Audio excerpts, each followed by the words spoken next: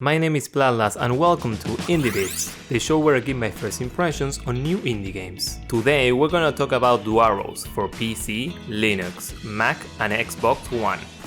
The Wood Elves lived peacefully until a disaster struck, leaving them no option but to flee their land and become travelers. They joined other communities for some time, but they were always longing for a place to call their own until the Queen of the High Elves granted them a new land. So it's now up to the three main characters, a dwarf, a goblin and a halfling, to turn this land into the new Wood Elves kingdom. The gameplay is mainly divided into two main formats. The first one is adventuring, in which you use the different skills of each of the three characters to gather resources, search for treasure, or enter one of the 4 trials. These trials are long gauntlets where you explore a dungeon, uncover more of the story, and defeat a boss at the end. But there's no actual combat or a life bar for that matter, it's all resolved by puzzles. The second format is city management. You can use the gathered resources you find while exploring to build new structures for your kingdom, such as houses for more citizens or farms for food production. Every new upgrade you make to the city increases its ranking, and getting more citizens and gathering structures increases the resources that you get from your kingdom. From this menu, you can also see how your food supply is doing and the status of each citizen. I like how the two formats of adventuring and city building coexisted, letting you get more hands-on with your city that you would in just a city building simulation game. But I had a couple of gripes with the adventure aspect, mainly the fact that you only control one character at a time, and even though you can switch between them whenever, each of them remain where you left them. This means that if you find something to do with a different character than the one you're playing as, you need to switch and go all the way back to the same place. There are teleporters around that let you call the rest of the team, but they are not super common and only one of the characters can run, so you're stuck with walking for the other two. I would have preferred that when you swap, your character is just replaced. Maybe this would be better if you were able to play with some friends and let a couple of buddies control the other two, but this is not possible for the time being. Still, this is not super serious and doesn't ruin all the other great mechanics for me. I think this game accomplishes well what it set out to do. Because of this, on my should you try scale, I give it a score of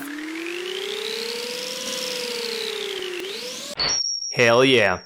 If you would like to see more reviews on indie games as soon as the game comes out, make sure to subscribe. Have a nice day!